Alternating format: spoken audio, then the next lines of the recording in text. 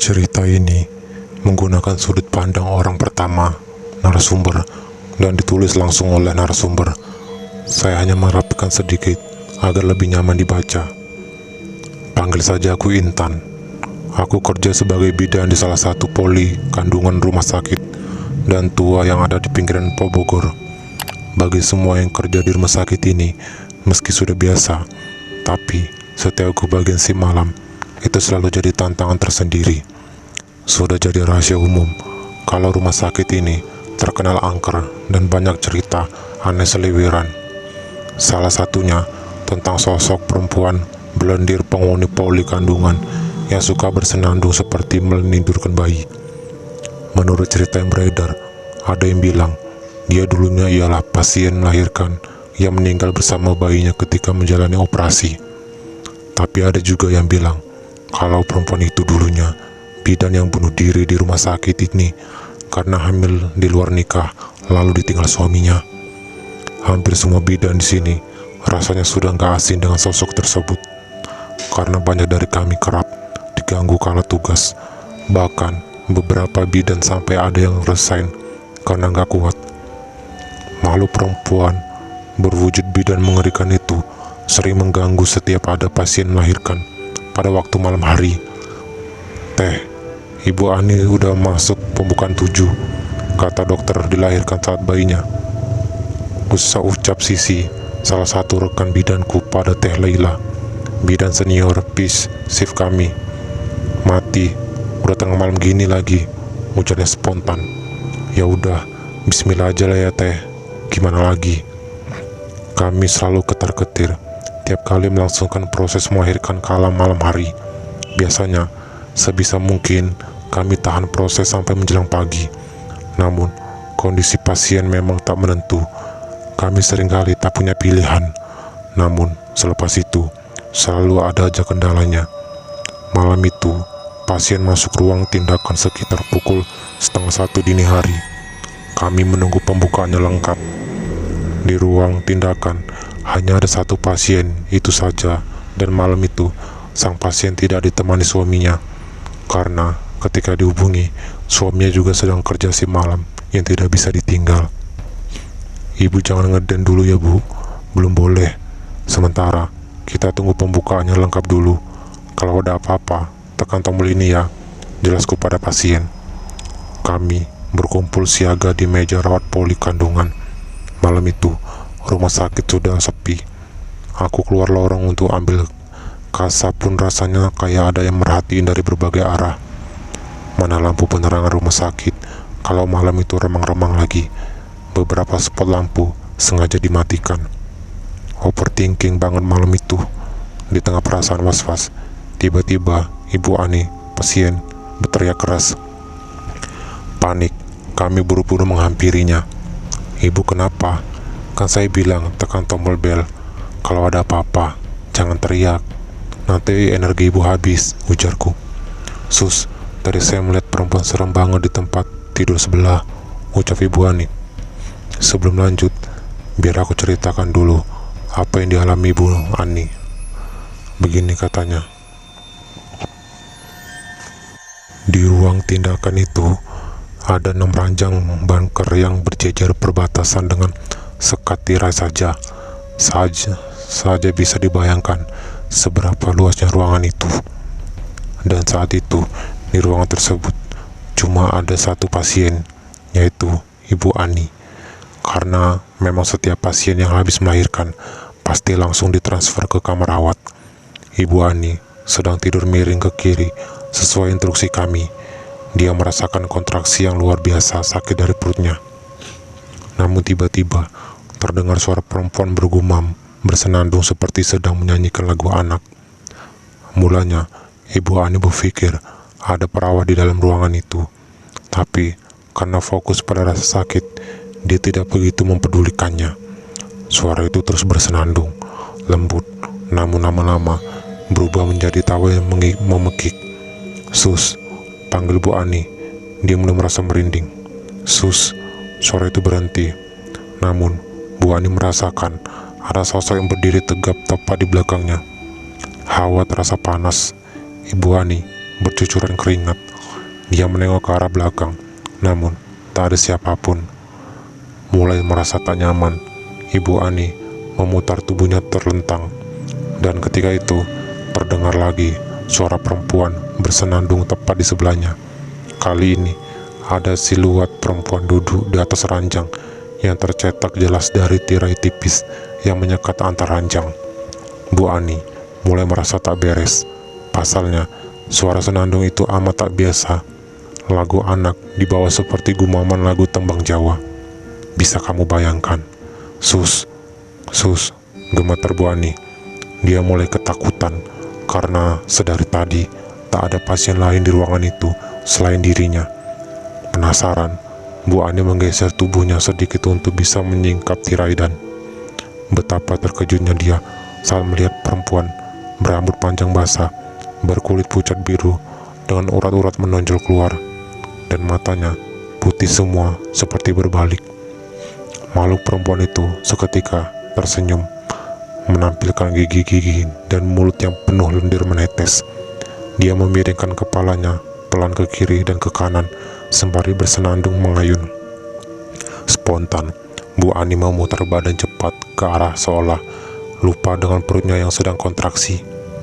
Beruntung kami datang cepat, namun mendengar cerita Bu Ani membuat kami hanya saling menatap, lalu kemudian mencoba menenangkan pasien.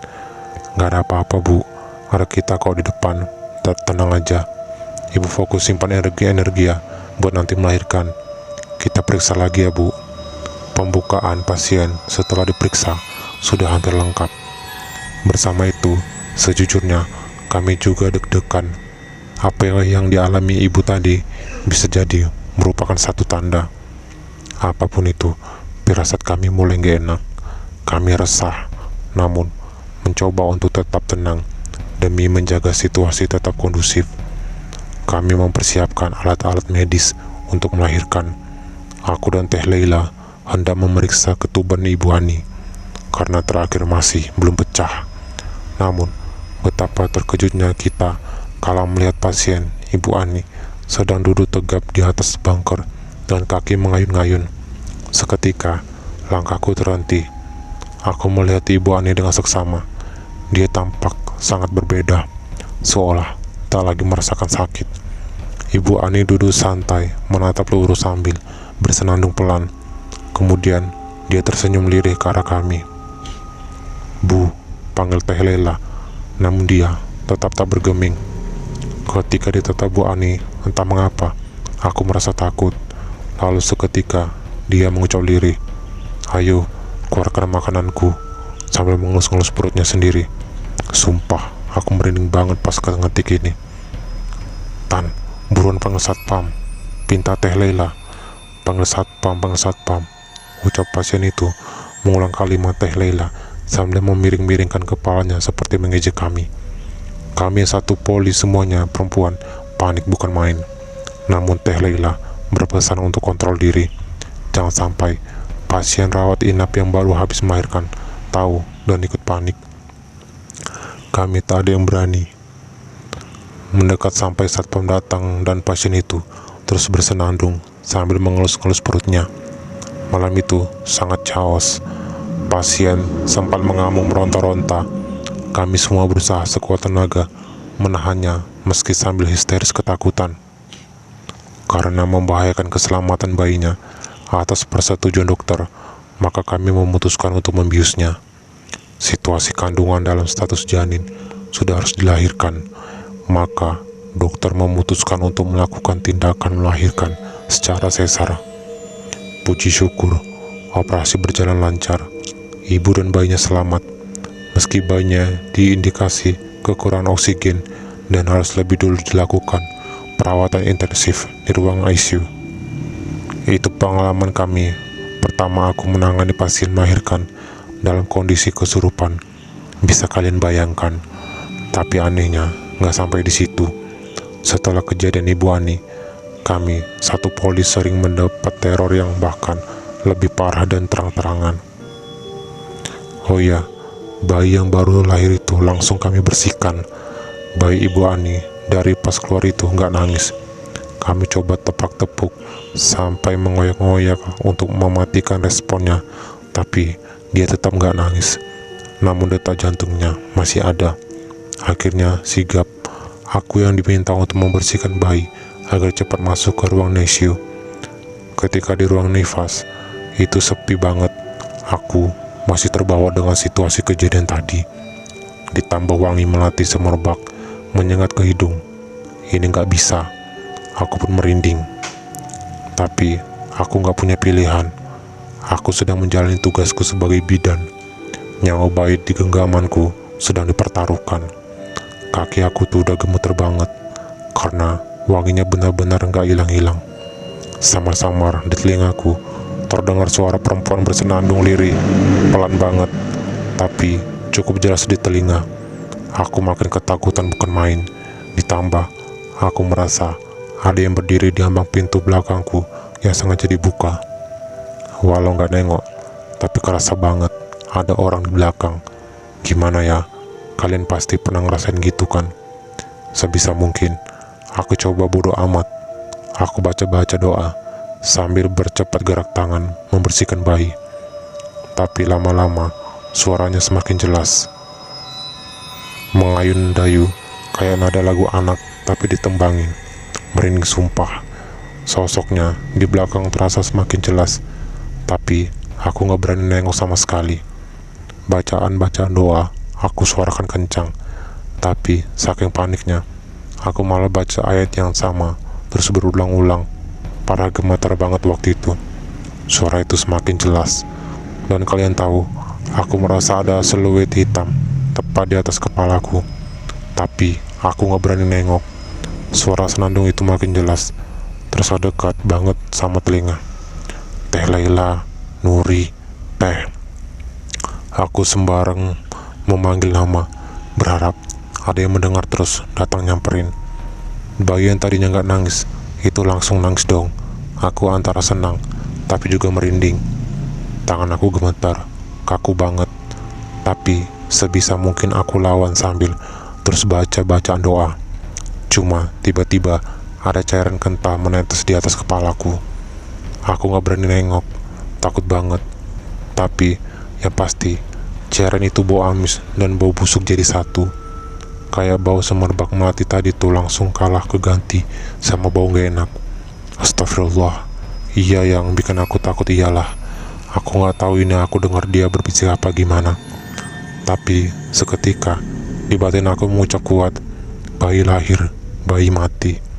Begitu terus mengulang sampai aku istighfar sendiri mencoba melawan. Aku takut kerasukan, terus hilang kendali diri. Ditambah ada bayi yang lagi ada di tanganku. Intan. Tepukan dari Nuri menyadarkanku.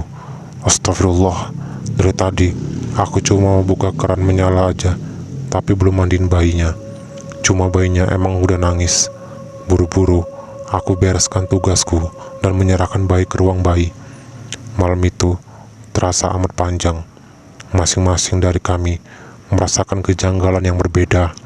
Mulai dari nyium aroma busuk, ada yang dengar suara senandung juga, sampai ada yang bilang katanya melihat aku jalan nemuin si Ibu Ani, padahal aku masih mandiin bayi.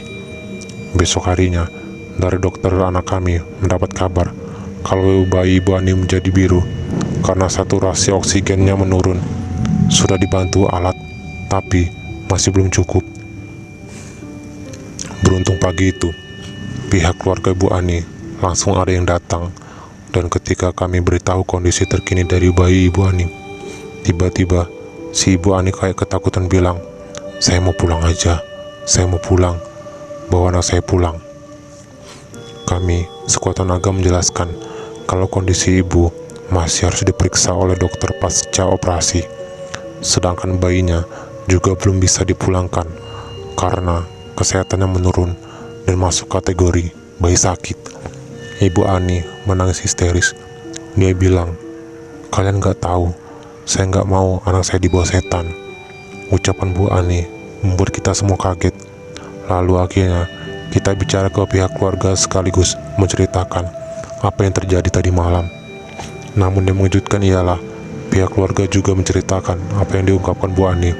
kalau dia pada saat tidak sadar waktu operasi, entah mimpi atau tidak, dia berada di ruang sakit ini dalam keadaan seluruh relung gelap. Rumah sakit ini seperti tanpa penerangan apapun. Banyak ari-ari dan mayat janin bergelimpangan. Lalu dia melihat ada satu perempuan berambut panjang yang sama sedang jongkok di ujung lorong. Sus, mulanya Bu Ani mengira itu suster karena penglihatannya dari jauh tampak samar. Namun ketika didekati, ternyata itu adalah makhluk perempuan berlendir berambut panjang yang sama. Dia sedang jongkok sambil makan ari-ari dan janin seperti binatang. Di mulutnya penuh darah. Terus perempuan itu berteriak ke Ibu Ani, "Mana makananku?" Kemudian pas sadar, badan belakang Bu Ani saat digantikan pakaian itu berbau amis dan ada sisa lendir. Aku diajak melihat untuk membuktikannya. Kami diberikan satu tisu yang tadi digunakan untuk mengusap lendir. Itu benar-benar bau banget. Lebih-lebih dari bau telur busuk serupa dari bau yang tadi malam kucium ketika memandikan. Bedanya, ini lebih pekat. Aku tak bisa berkata apa-apa. Kami menjalani prosedur rumah sakit. Kami tetap tidak memperbolehkan Bu Ani dan bayinya untuk pulang karena kondisinya belum stabil. Namun dirinya dan pihak keluarga tetap memaksa pulang. Maka kami pulangkan atas dasar kemauan pasien sendiri dalam hal ini. Rumah sakit tidak bertanggung jawab atas segala resikonya. Oh ya, selaras dengan itu, ada pengakuan dari Pak Nanto, staf cleaning rumah sakit, yang ikut bercerita kejadian mengerikan yang dialaminya, bahwa pas malam saat operasi di luar hujan, setelah reda, mau gak mau para cleaning pel lantai rumah sakit karena becek dan licin. Pak Nanto ke bagian pel lorong depan poli sampai ruang perina. Saat itu dia belum tahu kalau habis ada kejadian Ibu Ani. Tapi pas waktu dia pel, lantai di sepanjang lorong itu penuh lendir kental yang bau amis pekat. Pak Nanto sampai pakai banyak karbol, tapi baunya masih pekat. Gak kuat, dia muntah di selokan kecil tepi lorong. Lalu dia dengar suara perempuan ketawa. Tapi ketika dicari-cari sekitaran lorong, tak ada orang satupun. Pak Nanto lanjut buru pel. Dia udah merasa merinding. Dari kejauhan, di ujung lorong itu, samar-samar ada sosok berdiri. Pelan, sosok itu maju mendekati Pak Nanto. Semakin dia maju, badannya semakin besar dan tinggi. Lambat laun, kian jelas kalau itu adalah pocong yang berjalan terus badannya meninggi sampai mentok ke atap-atap lorong. Pocong itu jalan, bukan lompat. Kebayang gak? Pak Nanto lari, dia tinggal pel lantai, ember dan lantainya. Dia gak berani cerita. Sampai besoknya baru ramai kejadian Bu Ani dan Pak Nanto ikut cerita. Entah bagaimana bisa berita tentang poli kandungan menangani pasien yang kesurupan beredar cepat ke seantero rumah sakit. Hal itu membuat cerita horor tentang poli ini menguap lagi ke permukaan. Itu benar-benar bikin kita yang bekerja merasa tidak nyaman, jadi makin was-was.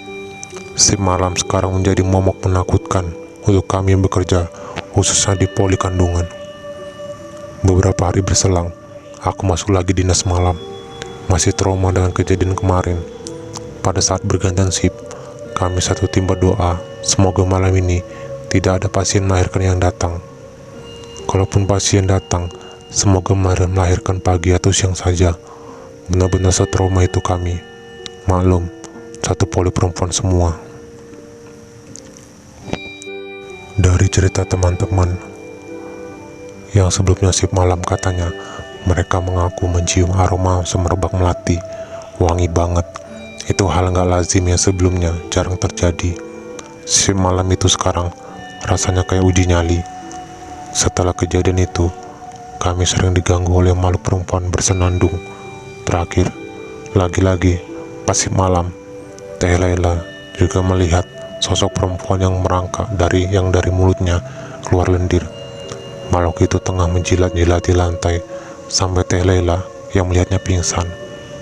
Aku sudah menyampaikan itikat Bang Jero untuk mewawancarai Teh Laila dan teman sejawat lain yang memiliki pengalaman lebih parah saat bekerja dinas malam. Semoga mereka berkenan bercerita, jadi bisa dilanjutkan. Tidak hanya di Poli Kandungan, sudut kelam rumah sakit menceritakan beberapa kisah yang terjadi di satu rumah sakit yang sama.